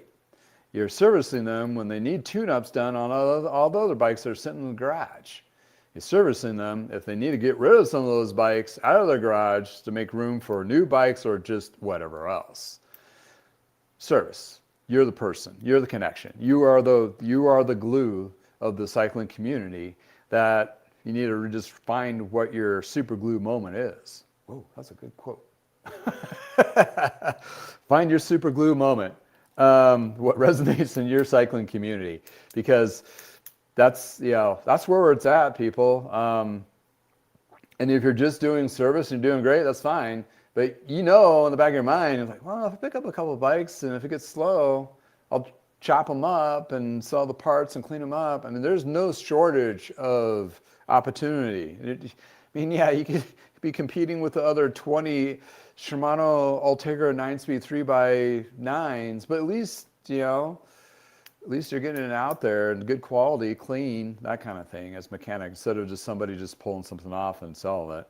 I mean, I go through it, I clean them, I inspect them and all that. They're good to go for the most part. I mean, of course, there's some outliers, of course. That's with anything. That's with new, there's some outliers. Look at Rad Sports batteries. But I'm providing a service for that and some cool stuff and some videos to build and hopefully bolster the community that I love and support and I'm much a part of as well. I'm not just a money grubbing person that does what I do. I'm a person that cares about what I do and the customers that I serve and the community that I help build up and all those things, right? So yeah, it's kind of cool stuff. But I see there's a lot of good that came out of 2025, out of all the anarchy in the ashes kind of thing. There's a couple silver lining kind of deals where, I got some really good customers out of this, and they're hopefully will be able in a position to help support me as well as their own cycling going through 2026. And in addition to provide a lot more content and build my community, either here on YouTube or where else you're watching us at, and keep on expanding that. We're in an environment where if you can sustain and survive this, luckily you'll be stronger definitely at the end, and hopefully you still want to be doing it. Because a lot of us are gonna be like, oh man, I don't know if I want to keep doing this. This is tough. But I've been through a lot of hard times in the cycling realm, from the closing of my parents' shop to various others. And I had to take a little break. I worked at Big Five Sporting Goods for a bit, but it came back. I enjoy doing it. And this is what I'm really passionate. And then I found a way, so far, it works for me. Like, this is what's working for me as my family dynamic, working from home, providing an income, building a community, taking learnings and still being passionate about it and enjoy what I'm doing. I'm older, I'm slower, but that doesn't mean I'm outdated or obsolete. And that's, I really found that finding this community here was an eye-opening and very warmly appreciated thing. So at the end of 2025, I'm pretty humble and very fortunate at where I'm at right now. Definitely a reality check. And having you watch this and support my channel, and what I do, this is completely awesome. I can't, there's challenges, the tough times and all that, still had and gonna happen, but at the end of the day, it's all pretty good stuff. But want to show this real quick while I show up and show you what I'm working at. So it'll take me a minute here to move, but watch this while here we have a Easton carbon fork with a classic Jameis steel Reynolds 631 frame that's been basically untouched for a good part of a decade. We're going to do some serious detailing to see if we get this frame and fork to pop. By using these products from Adams, as well as Lithium Ceramic Slam with a 2-stack, 3-stack layering, let's see what this is going to look like. First, we clean off all dirt and grime with all surface cleaner. Then we take the scratch and swirl with our Dremel pad to clean areas with scratches like this. Then we apply the compound.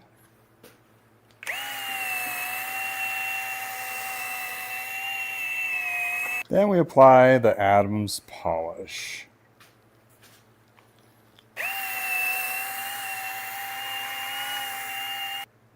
Once we get the desired polished finish that we're looking for, then we apply the ceramic coating. Coat the frame once and twice and let it sit for 4 hours, and check out this miraculous shine after the knockdown of the second stack. Here we have it, the final results of 2 stacked lithium ceramic coating. So looking at the deep candy-like coating of the clear coat that brought this frame back to life and to its original or better and new condition. I do this to all my frames that I resell. So yeah, check it out. So yeah, that's a little highlight of what I do for detailing and so forth. So, I mean, you can take, a lot of your shops can actually take your service packages, and this is a good time. Well, if it's off season for you, it's a good time to review what those service packages are and what you're providing a dollar amount to. And if you wanted to add more services like we've done with wax chains and so forth, which is definitely what's going to be, what's the hottest thing in the service department, changes. Well, waxing chains is probably the biggest thing. And then you have frame detailing, which is another possible opportunity to bring more of that quality service or quality outcome for those nicer high-end bikes, or even restoration style ish to that. So, prime example, I haven't done it yet to this guy, but this is all dingy and dirty still. But I'm going to be doing all those processes to this frame, cleaning it, correcting the paint with the compound, scratch and swirl from Adams, which is a Colorado company, and then finishing off once I clean the frame again from all the cleaning compounds and the polishes with a ceramic coating from Lithium. You can use other ones out there, but I found with the Lithium ceramic coating, which is this stuff right here, the ceramic slam is stackable, which means you put it on, which I'm doing to the Klein hanging in the corner over there. It's on the second stack. I need to do a third one today. You leave it for 4 hours to 12 hours, and you put another layer on top of that. What that builds up is the ceramic coating layers, which gives it that extra protection from UV, while prevent penetration of water and dirt into the surface of the paint. It sheds it a lot faster, or it doesn't stick to the actual clear coat. And it's like that little protective barrier kind of thing. So imagine that being used on people that spent $5,000 to $10,000 on their bikes. Basically another $100 or so for the detailing ceramic coating, or $200, whatever you want to charge, is going to be nothing for them as in cost, because they're going to want that high level. Case in point, anybody that has higher end sports cars or trucks, what have you, do this services at detail shops all over the place globally, where they actually protect that paint on their well-invested vehicles, classic cars, and so forth.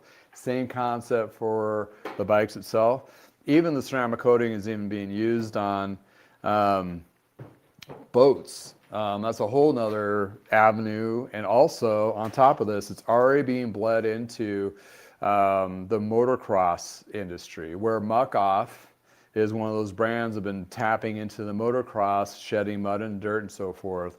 So there is an opportunity. And although, if you're an avid cyclist, you're like, oh, maybe I need to protect my paint, especially as a steel frame like this classic 853 Reynolds tubing Schwinn. Yeah, it's not just your Schwinn of tanks of the old, or the junk ones are coming out of Walmart. No, it is definitely higher end tubing. They had a window of excellent products This is the Peloton, and looking at the stamp on it, you're looking at a 2000 or 98 model, and the componentry matched that, so I know it's a 98.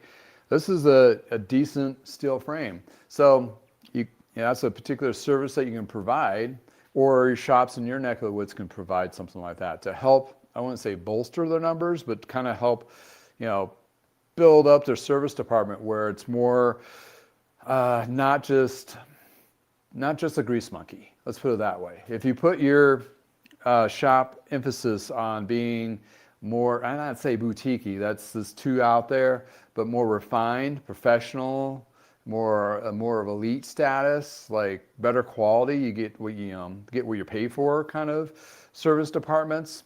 And that's the shop you want to be looking for too in your neck of the woods, because there's going to be a shakeout, and it's already happening within the cycling industry from the last 2 years to the next 2 years. The shops that are going to be still standing are going to be ones that really saw their opportunities of helping their communities build upon that and have an increase within their business to drive and provide good quality staff members to support their service departments and everything else in between. So therefore, that as a consumer, that's what you're looking for, i.e. that's where I shine in my community, because those individuals, once they found me, they're like, oh, I love you. It's like, I mean, it's great. And I'm certain it's their community members, as how I look at them, not just customers, they're part of my community. So we help each other out, which is an awesome, warm, fuzzy feeling coming from where I've been. And, it doesn't have a stain of corporate to it. Although if you have a bigger shop and have multiple locations, you can do the same thing. You need to bring the your local hometown village feel back to those shops. And how do you do that? You get the right people doing the right thing. And you have the right policies driving the right direction. That's not money grubbing, corporate feeling stain. You're more of your community building bike shops. And you can have I've worked with several multiple chain location bike shops over the years, especially through the retail toolkit when I worked for them. And they were able to provide that, although they're still expanding and opening stores. It's just, it starts from the top, really. And you can carry that same quality of community through all that. It was to say. So yeah, this is one of those individuals' bikes that get for a set price and sell it for parts and frame, because the full bike completion selling of it is going to take too long to sell. To be able to, I'm small, so I have to have running capital come quick. If I can't sell a bike within 30 to 60 days, that's, and I'm not going to complete it knowing that I'm going to have to tear it apart at some point. So that doesn't make any sense. So as a business perspective of it, yeah, I can sell this. Well, although somebody like, oh, I love that frame. What do you got to build it up? Then it's like, oh, okay, we can build it up. But in any case, and that doesn't happen very often. Most people are just looking for the frame and want to build it themselves as a pet project of their own, or they're looking for this particular tubing, whatever the case may be. So, but if you have the eye for what you're looking for in your market and what kind of bikes, that kind of thing, you can find some gems. Either you can refurbish yourself, put it together, or if you're a shop, you can take advantage and cherry pick the products that you're bringing in that inventory, and then making the money that you need to sustain and to be able to keep continuing servicing your community, right? So those are softer words of saying it's a good way of keeping yourself in business and employed, going through the troublesome times that were ahead of us, right? Trying to make it more warm and fuzzy feeling. But I mean, for example, on this guy, this particular frame and fork has been going for on eBay or on my website or what have you between $200 to $300. So you got that right there. The cranks on those, they're the FSA ones. Those would probably be lucky to get $50. But the rear derailleur and the brakes, about between the both of them, probably about $50 to $60. The shifters, if these are still in good shape, you can get around about $100 for them. And then the wheel set, if you luck out and the wheel set in a pretty condition, this has Ultegra hubs that really need to be cleaned. Maybe you have new fresh grease put them in the bearings and so forth. That can be another 100, 150. Okay, do mechanic math. I'm saying you can make about $500-600 off of this bike as it sits. And, you know, certain things like the whole CATA computer, that's gone. All the cages are all bent up, so those are gone. And, you know, of course, if you got to always have a little bit of a buffer. So that's what a bike shop could utilize the used, and they're using their service department. Okay, so they understand the service department of it, right? And I'm just going to be a teaser what I'm thinking about relaying out in a couple videos going forward. Is, well, yeah, hunting and finding those gold nuggets, opportunities, those shouldn't pass on opportunities. Guess what? I got a Palomino Klein for $150 yesterday. The opportunities are there. Haven't gone through it yet. It could be a money toilet, but 150 is a really small risk amount on something that I can at least get my money back out of it. Let's put it that way. There's really not a risk. Maybe a little bit of time, right? So one aspect is like, okay, how do you find and vet the products that you want to refurbish? And let's call it refurbishing because you're cleaning the parts, you're taking the trailers completely apart, jockey pulleys, wheels apart, cleaning everything, making sure it's functioning, inspection, and all that. Good quality, certified, refurbished parts, right? That's what you're looking for when you're looking to buy from anybody used parts and so forth. Have they been refurbished? Does the verbiage say been gone through, cleaned, ultrasonic cleaned, checked, inspected, blah, blah, blah. Those things are very important. Not just, here's a trailer I found in my junk drawer. I don't know if it works. Then again, the price will dictate that. But in any case, so how you find and vet those? If you're a bike shop, you actually have a golden opportunity because you have a customer base.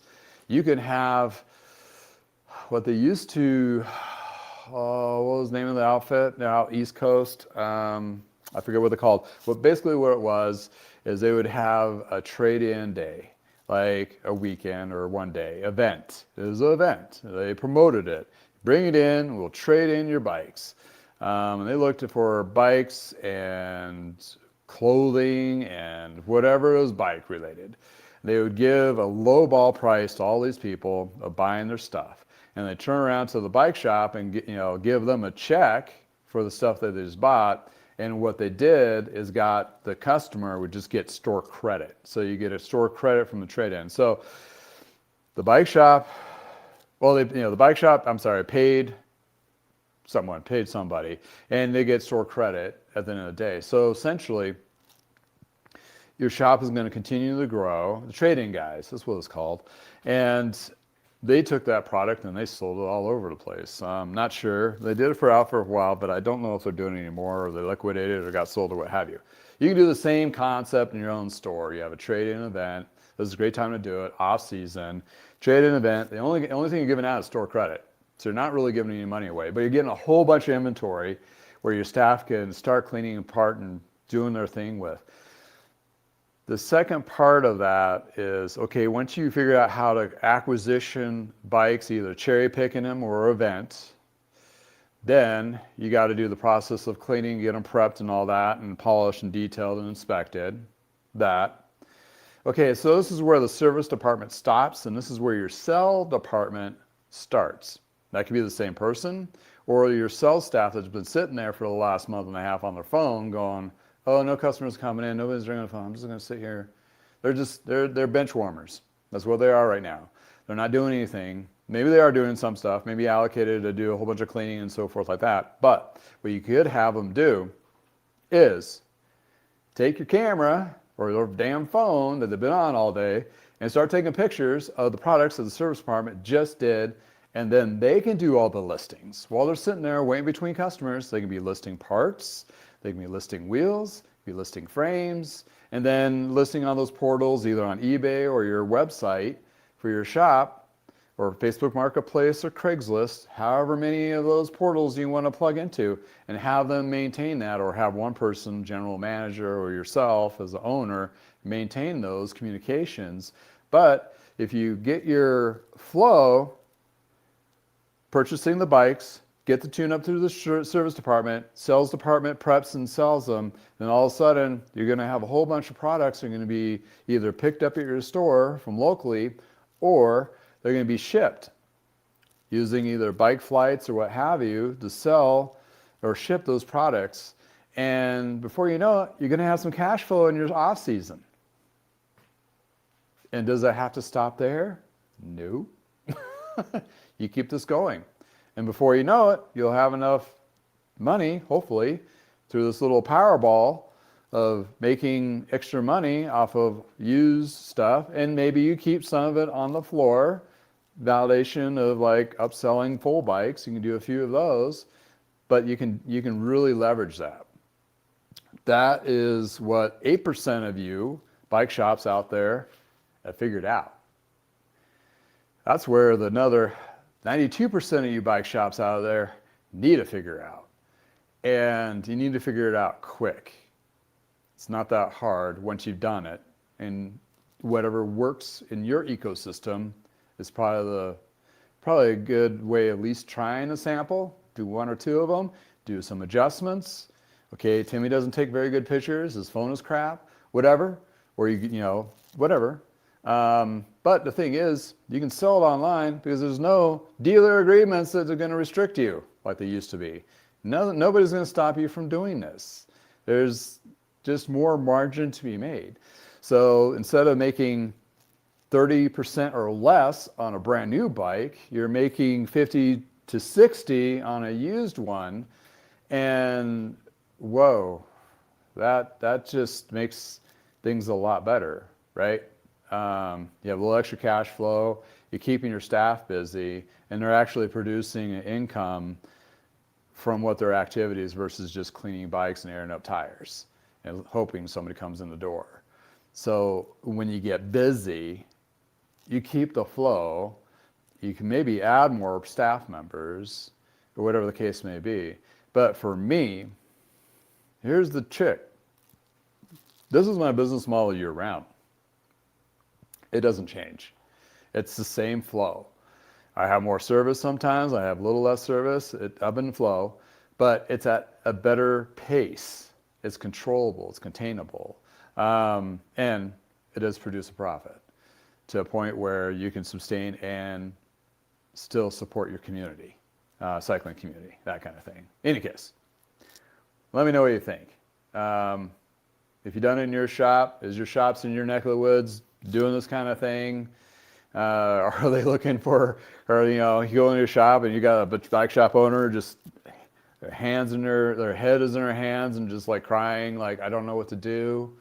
I mean, there's things you can still do to some level, but when you open that door to shipping, and if you really get bold and you do international shipping, there's a lot of risk to that. But if you do go that direction, you can still sell units, and that becomes your business is no longer dependent upon location. It's dependent upon where you market. So, there's some shops that have made a total business out of it, and they're doing quietly really well. So it may be something that you really want to do, but it might be something you really need to do or have to do to get through these little rough times. That's the direction that I've enlightened and shifted gears to in 2025. So in 2026, it's probably going to be a little more of the same on that aspect of it, but it's hopefully, the social media thing doesn't pay a lot. You're not getting a lot of money out of it. It's more for me an investment for long term. But when it comes down to dollars to donuts, I need to crank out some income. This is what I'm doubling down on, because this is what I can do while I'm waiting for those tune-ups to come back in or fill in those spots or opportunities for people to buy in the full bikes at some later date. this is what's going to keep the lights on. This is what's going to keep me busy. This is what I'm going to keep providing a ability of giving that service, community, building up that community, that kind of thing. And once you get known for it, there's a couple eBay sellers, that's what they're known for. I mean, their names are like, I see them all the time when I'm looking for stuff or listing things, comparing prices and so forth. I'm like, oh, and they have thousands and thousands of parts. And this is what they do. And good for them. They built up their business to be that big. It's not something I want to be solely all to do, but is what's going to help me do what I want to continue doing. And hopefully I can work a little less and ride a little more. That's what I got, or maybe, the top of the hour or top of 2 hours ago, bowl some, afford my bowling addiction.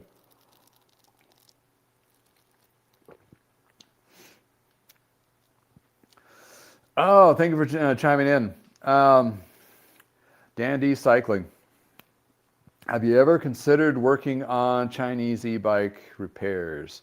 I know those are a pain in the butt, but that market is huge and no bike retailer wants to work on them. Talking about those 20-inch bikes, many brands use the same template for the bike and change a few things, and makes them unique. But at the end of the day, those are all the same. So for me, I'm not in the e-bike genre. Thankfully for now, for what I do, I'm busy enough doing what I'm doing to not have to go in that direction. That would be a direction I would look into if I was finding that service is completely flat.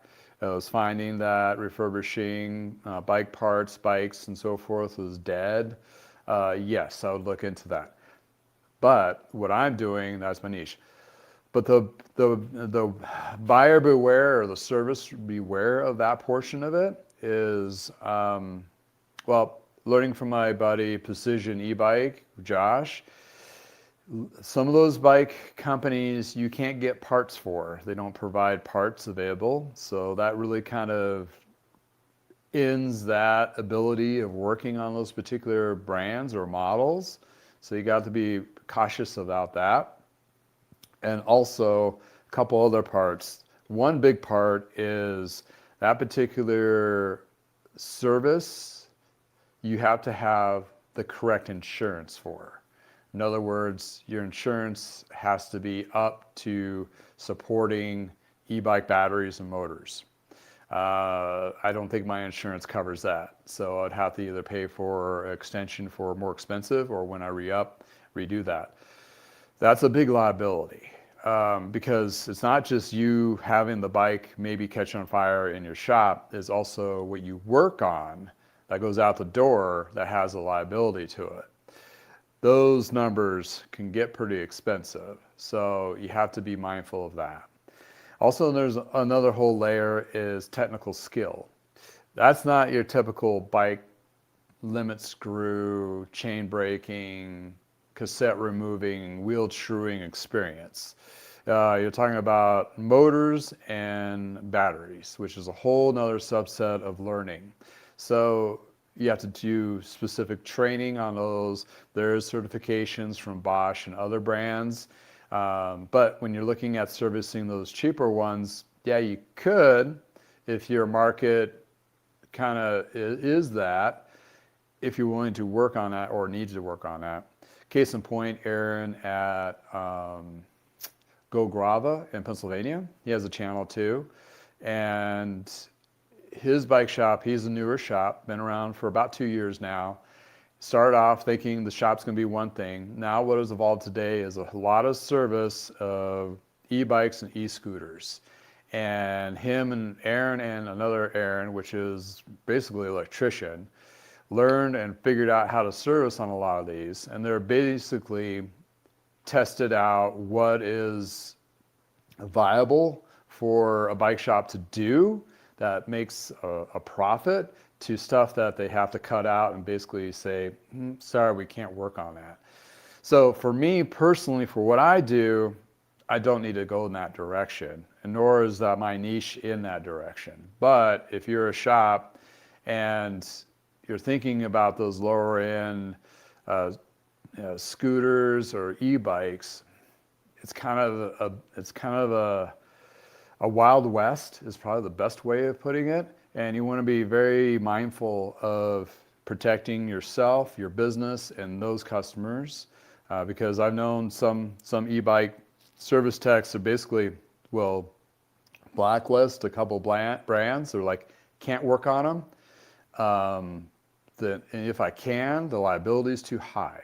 There is that risk factor, which is unfortunate, but that's what's been kind of pumped in to United States market so fast at the beginning, where when they did the adjustment for the de minimis, it really, or regulations for the e-bikes or batteries have been so far behind that there's been a huge flood of those in the market, where essentially just a lot of them probably just need to be disposed correctly.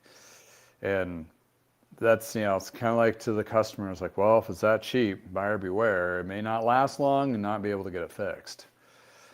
So unfortunately, there is a dark side of it. But there's some good people out there trying to do good work on the e-bike front. And I'm sure you'll have somebody in your neck of the woods or yourself or trying to figure out that balance between those. Is it too far gone, or is it something we can fix and keep them going on without costing the customer too much money? Yeah, it's pretty tricky. But yeah, that's my 2 cents on it. But great question, though, absolutely. And there alludes to, I started in '89. That's how, started in a bike shop at '89 at my parents' shop. And from then to now, back in '89, you had mountain bikes are just starting, and you had some road bikes and old heavy Schwinn's. That's really what it was. Not much more than that. And servicing them was pretty darn straightforward. I mean, 7, 8 speeds was about it. Cantilever brakes, that was it. No suspension, none of that. Well, fast forward today, the cycling industry, if you want to look at a picture, is about 6 inches. If you compare it today, it's about 3 yards, right? So many different variations, so many different niches, from triathlon to road-centric to gravel-centric to just recreational commuting family bike shops. You have mountain bike light, then you have mountain bike intense, and then you still have some of that BMX niche or X Games style. And so you have, and then on top of all of that, you have all those brands have different variations of people like more steel or more on the carbon, or e-bike electric assist to then you got electronic shifting and all those things, right? So your big shops that do a lot of everything. There's one here in Colorado called Wheat Ridge Cyclery. They're done really good for doing everything. They're big. You have to be huge to be able to circumference all that. A small shop like mine will never in a million years be able to do everything that circumference is what is cycling considered today. It was back in '89, I'd be doing it all right here. That's all there was, but not anymore. So what you're going to be finding going into 2026 and beyond is smaller shops that are going to be more niche, even more so than they are today, even smaller, because rent's too expensive. So they're going to be either storage unit style industrial park bike shops, which are fine. Then you're going to have some retail locations, but they're going to be pretty small and more off beaten path, but they're going to be more niche, double down what is in their market. And when you're looking at that, those particular ones, some are going to be e-bike, like Josh at Precision E-Bike. That's all he does is e-bikes. And he has a shop no bigger than mine. Thinking about expanding, then he got, well, maybe not the right time to expand, which is probably very smart of him. And then you have, shops like Aaron in Gograva in Pennsylvania, where They've gotten really in the e-bike niche as well, but they do more scooters. So it's a little bit of tweak difference. And of course, we all like new stuff. We'd all love to sell the new stuff. But sorry, the new stuff isn't there, nor is the customer that's buying that new stuff. It's great to have wall ornaments on your showroom floor. That's not, all it's going to do is collect dust. And essentially, that's where you're going to find a lot more smaller shops, 1, 2, 3 individuals that are going to be supporting the cycling communities. And then with the rest of it is going to be either huge chain style stores like, well, they're going to be corporate from like Trek or Specialized or Pond Holdings. You're going to have that. And then you have the in between, which is the Wheat Ridge Cycle, which they have 2 locations, but the really big location, one's really big locations, like Bike Mark down in Dallas-Fort Worth area, really good crew, really good people owning that. Wheel and Sprocket in the Milwaukee and Chicago area, really great, multiple locations, but really a family feel. You got Landry's in Boston area, multiple locations, employee owned. Bike chain there, and they will have more of the overall, like a lot than you have. The other shop I worked at is Bingham, or work with Bingham in Salt Lake City area, where they have 5 or 6 shops, and then some of those locations are one's more specific to e-bike, one's more specific to mountain, and one's specific to road. So even within those chains, they're going to have a breakout sometimes of what they are niched, double down on. But at the end of the day, it's going to be broken down to more niche sustainability. So for a customer, it's going to be a little bit of a pain in the butt in a sense that if you have a mountain bike, you have a road bike, and you have an e-bike, you may have to go to 3 different shops to have this worked on. But at the end of the day, wherever you take one of those bikes to one of those shops that does that specific niche is going to do the best job ever than a multiple chain store will do. There alludes to my final thought, and I've overrun my time, but when you're looking at mechanics, and I was thinking about this the other day, it's like you have a good enough mechanic that works on stuff, and it's not because of the mechanic. It's because of the policies and procedures of the shop they're working in. Good enough to get it out the door to the next one, volume shop. It's a good enough shop. Just good enough for a tune-up for that price. Good enough, it's out. Then you have the overachiever mechanics. You're looking at one. I will take the time it takes to get it done right. The do it right shop. It won't be done until it's done right. That's what my dad said. I'm not going to do it. It's not, you can't do it. You can't do it right. You can't do it. I'm not going to do it at all. That's the perspective of the higher, more, I wouldn't say elitist, because that just sounds elitist, more, more caring, more, it's also based on the shop environment itself too. I don't do volume. I do quality over quantity. Therefore, hopefully you'll get a better tune-up out of what I do. I mean, if good enough is all you have in your neighborhood, that's fine. But some of those higher quality, more precise, precision, I got to get a better word for it, shop, service department, you're going to, might take a little longer, may cost a little bit more, but you're going to get a better outcome out of it every time. Because guess what?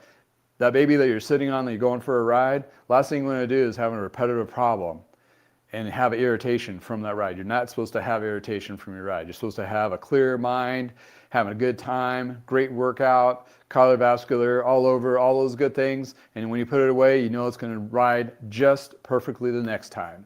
And if you do have a little issue here and there, they can take care of it and it goes away. It doesn't keep coming back. The worst customer experience I've heard of, and been in shops where we've had problems where that same customer has to come back to have the same problem looked into, which once in a while, it's just the part or the bike or whatever.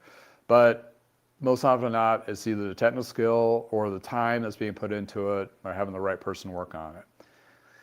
There's a lot of it to it. And, bike shops out there, they always try to do their best because they love the cycling industry, and that's why they got into it.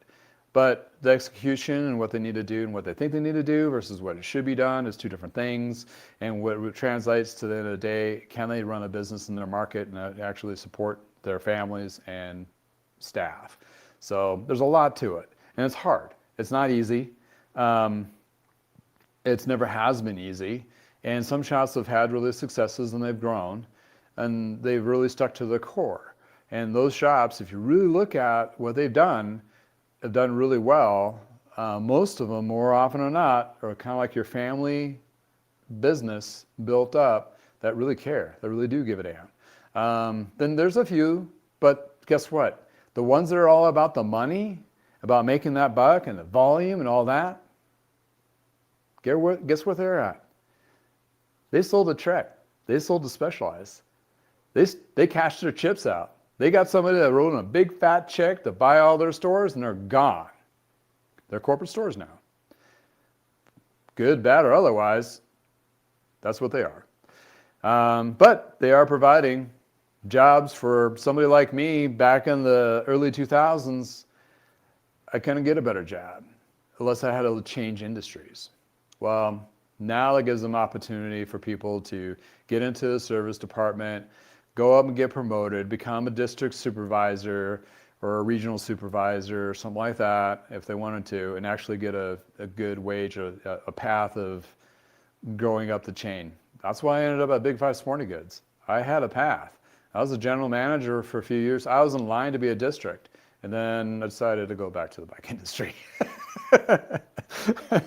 Make less money, but I had weekends off. So hey, life was good for me, so here I am doing my thing. And yeah, I work way more than I probably should, put a lot more time into it. But for me, it doesn't feel like working a lot of times because I'm enjoying what I'm doing. I really enjoy it. And I'm able to have opportunities to break away and spend time with my family and do some riding here and there in between. So in any case, well, it's been an interesting 2025, and I'll leave you with that. 2026 is literally around the corner in 2 days, and I hope all of you find good time to go ride. Hope you got to spend a lot of good quality time with your family during the holidays. Those who are working in shops, I hope you have some good restructuring plans to kind of get a good plan for the following year, either from inventory to service to what have you. Hopefully this gives you the insights to, some insights to help you, at least anything, feel like you're not alone. And those who are into riding and checking out cool stuff, I'll have more videos coming in the next month for more fine-tuned bikes I'll be working on and so forth for just details and that kind of thing. But in any case, I hope you all have a great New Year's. Thank you for watching. Please like and subscribe. Put some comments below if you have any experiences and what have you, if you're watching this on the replay. Thanks for all who jumped into the chat. All much appreciated. And again, if it's Tuesday, Shop Talk Tuesday, and we'll see you next Tuesday. Thanks again for everybody. I hope you all have a wonderful, wonderful time in the new year. And be safe, get some miles in, stay warm, get yourself a nice bike book to read, or go bowling. It's indoors. Get some lanes down. Get that hook. Get out of your head. Have some beverages, libations if need be. In any case, thanks for hanging out with me. Thank you all for help makes this happen, so much appreciated. And all those who are in the chat, Joe, thank you again. See you next year. Dandy Cycle, thank you for the question and help me do the soapbox rant. Susan, pleasure again from those from up north of us here. Is definitely appreciative. Please check out the NVDA video. I put it in the chat. I'll put it in the description later. It's interesting. I mean, 4 old guys talking about the cycling industry, but they do talk about service, how important that is, used, as well as the e-bike concerns, which is probably the top 3 topics that need to be really discussed lately. Real MTV Addict, thank you for chiming in. Let's Cam 51, thank you from Idaho. William Brown, thank you for joining in too. And topping it off between William is, I'm going to definitely Prosciutto Biscuit from Vienna, Austria. That's probably the first one out today. Thanks for chiming in. Hopefully I filled in some of your questions. If you have any additional questions, throw it in the description, or not description, the comments below. I'll try to address any of those if you guys have any other questions. If not, be here next Tuesday, and I will try to get to them live. Thanks again. Have a good one. I have to go do some fun stuff with my daughter. She's off today from school, so, winter break. Maybe get her to go bowling. We did swimming yesterday. Indoor swimming, of course.